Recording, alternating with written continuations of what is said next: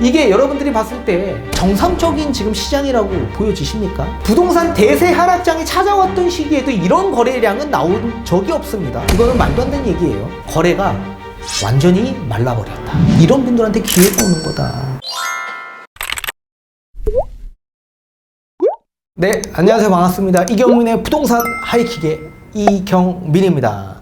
지금 현재 부동산 시장을 보면 초급매 물건의 물량도 시장에 나와 있지만 실거래가보다 훨씬 더 높게 호가를 고수하고 있는 물량도 함께 상존하고 있습니다. 그 이유를 뒤에 가서 판소를 통해서 좀 더 자세히 풀어드리도록 하겠습니다. 자, 지금 현재 주택 매수 심리가 극도로 위축되면서 서울 부동산 거래가 사상 최악의 빙하기에 접어들고 있는 모습입니다. 자, KB은행의 8월 서울 아파트 매매 거래 지수가 역대 최저치를 기록했고, 실제 거래량 통계에서도 서울 아파트 거래량이 급감하면서 전체 가구의 0.01%만이 거래되고 있는 것으로 나타나고 있습니다. 자, 이 같은 흐름이 최소 올해 하반기까지는 계속적으로 이어질 가능성이 높은 것으로 보고 있습니다. 자, 실제 거래량을 보여주고 있는 통계에서도 이 같은 현상은 뚜렷하게 나타나고 있습니다. 서울 부동산 정보 광장에 따르면 이날까지 집계된 8월 서울 아파트 거래량은 약 230건에 그쳤습니다. 자, 통계청 자료에 따른 서울 내 재고주택 물량, 이 물량은 약 181만 8,200가구 정도가 되는데 올해 거래량의 0.01% 수준으로 거래량이 엄청나게 급감했다라고 보시면 좋을 것 같습니다. 이렇게 서울 아파트 만 가구 중에 거의 한 가구만이 거래가 되고 있는 셈이다. 현행 법령에 따르면 부동산 거래 신고 기한이 30일로 이달 거래량은 다음 달 말까지 집계되면서 다소 조금은 늘어나겠지만 여전히 역대 최저 수준을 기록할 가능성이 높은 수준입니다. 자, 올해 7월 서울 아파트 거래량 역시 이날 집계된 기준 635건으로 2월 달에 기록한 최저치인 820건을 밑돌 것이 확실시되고 있습니다. 자, 이처럼 아파트 거래 시장이 얼어붙고 있는 핵심적인 요인으로 주택의 현재 가치를 둘러싼 매수자와 매도자 간의 시각 차이가 손에 꼽힙니다. 잠실이나 목동 일대 등 서울 주요 지역에서는 최근 실거래가가 지난해 고점 대비 수억 원 떨어졌음에도 불구하고 호가는 지난해 수준으로 유지되는 경우가 비일비재하고 있습니다. 자, 대표적으로 잠실 엘스 전용 84 같은 경우에는 지난해 10월 약 27억 원으로 신고가를 기록한 뒤 가격이 하락하기 시작해 올해 7월에는 약 22억 5천만 원의 최저 금액으로 가격을 형성했지만 현재의 매물 가격은 이보다 더 높은 26억 5천만 원에 형성되어 있기 때문에 이렇게 실거래가 대비 높은 수준의 호가를 고수하고 있는 매도자분들이 계속 늘어나고 있다라고 보시면 좋을 것 같습니다. 자, 주요 시총 상위 단지 실거래가 호가 현황을 조금 보도록 하겠습니다. 자, 지금 도곡동에 있는 타워팰리스 1차 같은 경우에 39억 5천에 21년 4월 달에 거래가 됐는데요. 올해 7월 달에 약 48억으로 신고가가 나왔습니다. 현재의 호가는 52억에서 58억으로 형성되어 있고요. 또 여기에 개포동에 있는 레미안 블레스티지 아파트도 36억에 6월 달에 거래가 되었는데 7월 달에 37억 3천으로 더 높은 금액에 거래가 되었습니다. 현재 호가는 36억에서 40억 수준으로 지금 물량이 나와 있다고 보셔야 되고, 또 성산동에 있는 성산 시형 아파트도 6월 달에 11억 4천에 거래가 됐는데 7월 달에 가격이 떨어졌습니다. 9억 5천으로 가격이 떨어진 금액이 거래가 됐는데 지금 현재 호가는 10억 천에서 12억 5천으로 전 실거래가보다 훨씬 더 높은 호가를 고수하고 있다고 보셔야 될 것 같습니다. 또 광교에 있는 중흥 S클래스 아파트도 15억에 2021년 12월에 거래가 됐는데 8월 달에 15억 2천으로 거래가 되었습니다. 현재 호가는 15억 5천에서 21억으로 가격이 높게 형성이 되고 있는 걸 보실 수가 있습니다. 자, 이처럼 지금 초급매 물건으로 거래되고 있는 물건도 있지만 또 신고가가 나오고 있는 물건도 있고 또 호가를 또 엄청 높은 금액으로 고수하고 있는 매도인도 늘어나고 있는 추세다라고 보셔야 될 것 같습니다. 자, 그 이유를 뒤에 판소를 통해 자세히 알아보도록 하겠고, 그에 앞서 역대 하락장에 나오고 있는 거래량 추이를 조금 보면서 하나하나 좀 더 살펴보도록 하겠습니다. 자, 우리나라의 부동산 대세 하락장이 찾아왔던 시기가 있었습니다. 그 시기에 서울 아파트 거래량 추이를 지금의 시기와 대입해 가면서 한번 비교를 해 보도록 하겠습니다. 얼마나 지금의 시장이 비정상적인 시장인지 여러분들이 체감할 수 있게끔 그 시기에 거래량을 가지고 온 겁니다.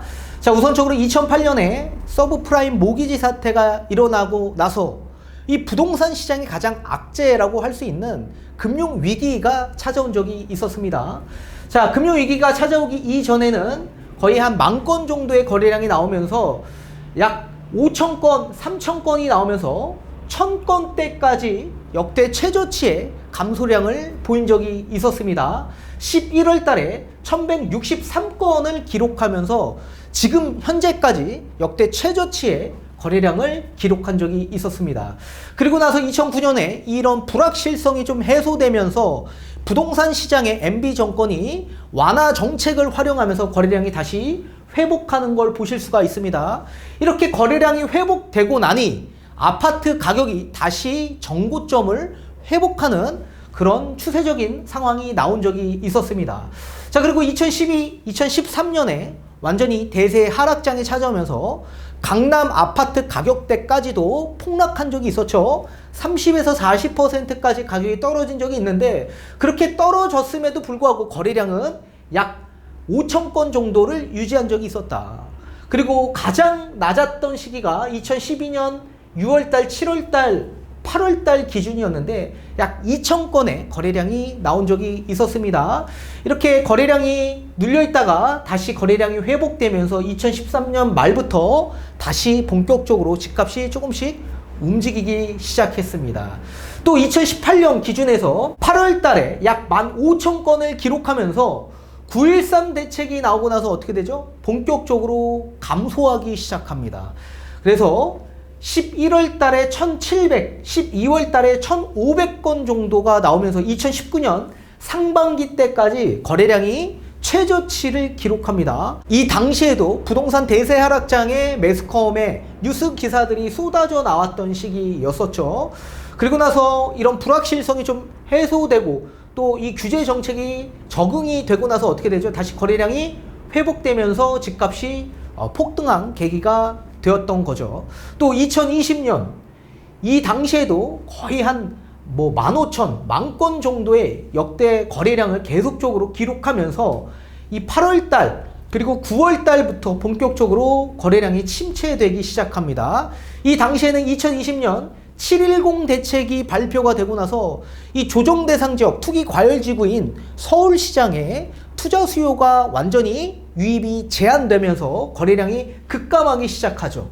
그리고 또 2021년 이 당시에 9월달 기준에서 또 거래량이 반토막이 나기 시작합니다. 이 당시에는 대출 규제가 도입이 되었었습니다. 그래서 대출 규제로 거의 11월 달에는 1,000건 정도의 거래량이 기록하면서 올해 기준에서 어떻게 되죠? 약 820건의 2월 달에 최저치의 기록이 나오면서 현재는 8월달 230건의 역대 최저치의 기록을 갱신합니다. 이게 여러분들이 봤을 때 정상적인 지금 시장이라고 보여지십니까? 부동산 대세 하락장이 찾아왔던 시기에도 이런 거래량은 나온 적이 없습니다. 그런데도 불구하고 지금 현재 대세 하락장이 찾아오지 않았음에도 불구하고 현재 기준에서 거래량이 엄청난 큰 폭의 감소세가 나오고 있다. 지금 서울 아파트 평균 거래량이 약 8,000건 정도가 나와야 되는데 230건이 나옵니다. 약 3% 정도만 지금 거래가 되고 있다라는 수준입니다. 이거는 말도 안 되는 얘기예요. 자, 그렇다면 지금 현재 이렇게 말도 안 되는 거래량이 감소가 나오고 있는 이유를 우리는 하나하나 찾아봐야 되겠죠. 자, 지금 아파트 거래량 역대 최저치로 감소하고 있습니다. 이렇게 감소되고 있는 가장 큰 이유는 정부가 인위적으로 아직도 시장에 대한 거래를 규제하고 있기 때문에 그렇다. 문재인 정부에서 도입됐던 이 거래 규제 정책이 계속적으로 도입되고 있기 때문에 더 큰 폭으로 감소되고 있는 겁니다. 금리 인상에 대한 영향이 일정 부분 미치고 있는 상황이겠지만 우선적으로 우리가 앞전에 보신 것과 같이 아파트 거래량 추이를 보지 않았습니까? 자, 2020년 7월 달까지만 해도요, 서울 아파트 거래량이 15,000건으로 엄청난 큰 폭으로 증가하고 있었습니다. 근데 7.10 대책이 나오고 나서 거래량이 어떻게 됐습니까? 약 4,000건 정도로 급감했다. 이렇게 급감한 가장 큰 이유가 뭘까요?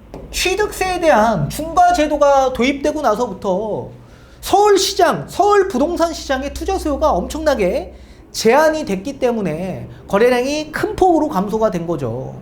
그리고 나서 작년에 어떻게 했습니까? 작년에 2021년 약 9월 달까지, 8월 달까지 4,000건에 대한 거래량이 계속적으로 유지가 됐다가 대출 규제가 도입되고 나서 거의 1,000여 건으로 대폭 또 감소가 되기 시작합니다. 그리고 올해 약 230건 정도까지 보지 못했던 거래량이 나와요. 그 이유가 뭘까요? 대출 규제가 도입됐기 때문에 거래가 완전히 말라버렸다. 자, 취득세 중과 제도로 인해서 투자 수요가 들어오지 못했고 또 대출 규제로 인해서 실수요층들의 이동이 제한되는 그런 규제 정책이 도입되고 나서 엄청난 큰 폭으로 감소가 된 거 아닙니까? 자, 이러다 보니까 어떻게 해요? 시장에 금매가 나오죠. 금매물을 계속적으로 시장에 내놓고자 하시는 분들 심리가 뭘까요? 마음이 뭘까요? 이분들 지금 엄청나게 초조해하고 있다. 초조해하고 있는 가장 큰 이유는 심리적인 압박이 굉장히 크기 때문에 그렇죠. 지금 시장에 물건을 내놨는데 안 나가는 겁니다. 몇 군데 내놨는데 안 나가요. 10군데 이상 내놨습니다. 보는 사람조차 없고 연락 한 통 없습니다. 어떡합니까? 초조한 거예요. 그러니까 금액을 계속 내립니다. 계속 내려요. 그래서 초금매 물건이 나오는데 이게 거래가 되겠습니까?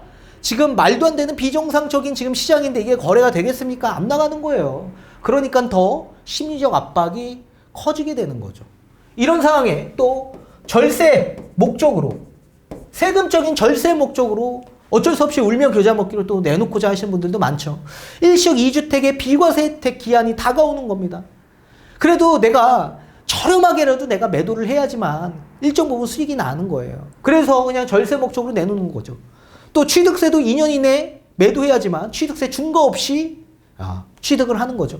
따라서 이런 절세 목적으로 심리적 압박이 크신 분들이 초조해야 하는 마음으로 금매 물건을 내놓고 있더라. 자, 이런 분들은 엄청난 조급함이 있을 겁니다. 이렇게 조급하면 어떤 상황이 나오냐면 실수가 나와요.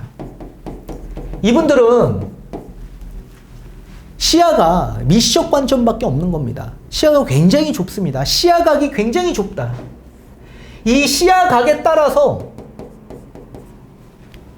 여러분들의 미래가 결정이 되는 겁니다. 내 시야각이 좁은지 넓은지에 따라서 여러분들의 미래가 결정된다. 자, 반대로 지금 금매 물건뿐만 아니라 지금 시장에 호가 물건도 함께 나와 있다라고 했습니다. 그러면 호가 물건을 내놓고자 하신 분들의 마음은 어떤 마음으로 호가를 내놨을까요? 이분들은 지금 현재 시장을 봤을 때 여유가 좀 있는 분들입니다. 여유가 있는 분들 심리는 어디서 나오는 겁니까? 이분들은 지금 현재 차선책이 마련되어 있다. 최선책으로 매도를 해야지 가장 좋은 방향인데 매도가 안 되는 거예요.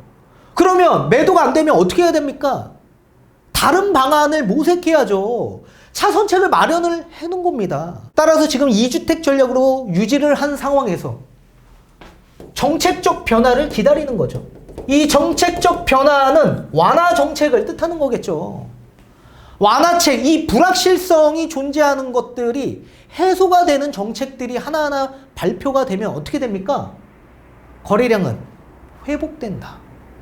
기다리는 겁니다. 따라서 이렇게 침착함을 계속적으로 유지를 하는 거죠. 이런 분들은 어떻게 됩니까? 나중에 기회가 오는 거예요. 이런 분들한테 기회가 오는 거다. 시야를 넓게 보셔야 됩니다. 거시적인 관점에서 바라보셔야 됩니다. 이 거래량이 왜 이렇게 나오고 있는지. 지금 시장의 장세는 아직도 살아있어요. 강남의 신고가가 계속적으로 아직도 나오고 있고 강남의 호가가 계속적으로 나오고 있습니다. 부동산 가격이 하락해야만 그래야만 할 그런 여러 가지 이유 우리가 찾아보기가 지금 어렵다는 얘기예요. 따라서 이 거래량이 왜 감소되고 있고 이 금매 물건이 왜 거래가 돼서 가격이 떨어져 있는지를 알아야 된다는 얘기입니다. 어쩔 수 없이 금매 거래가 안 되니까 계속적으로 가격을 내려서 금매로 내놓고자 하는 물건이 거래가 돼서 일시적으로 가격이 하락된 금액을 누군가는 사서 거래가 돼서 가격이 떨어진 거죠. 자, 상승장에서도 똑같습니다. 단 한 건의 신고가가 나와서 최고가의 금액을 찍었다라고 하더라도 강력한 규제 정책이 나오면 어떻게 됩니까? 다시 가격은 떨어집니다. 똑같습니다. 이런 초금매 물건이 거래가 돼서 가격이 일시적으로 떨어졌지만 우리가 이 불확실성이 해소가 되면 어떻게 돼요? 다시 가격은 반등할 소지가 있다는 얘기입니다. 따라서 이 거래량이 다시 회복이 되면 가격은 어떻게 되겠습니까? 반등한다.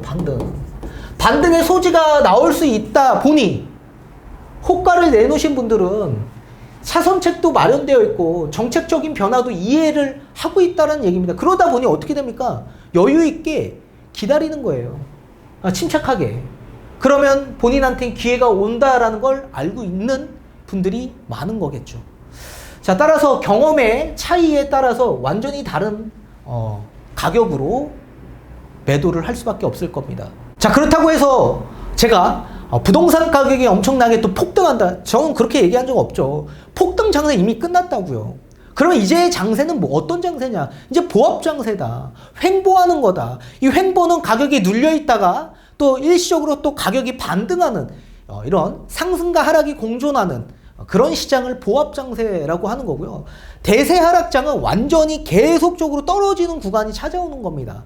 그러니까 그런 대세 하락장이 찾아오기에는 아직도 시간적인 부분들이 많이 남아있다고 저는 보고 있고 지금의 장세는 일시적으로 눌려있는 그런 보합 장세라고 보고 있는 거고 이 보합 장세에서 거래량이 다시 회복이 되면 다시 눌려있던 금액이 정고점 때까지 다시 반등할 소지가 분명히 있어 보이기 때문에 시야각을 조금 더 넓혀서 시장을 바라보시는 게 여러분들의 심신적인 부분 그리고 금전적인 부분에 도움이 많이 되실 거라고 생각을 합니다.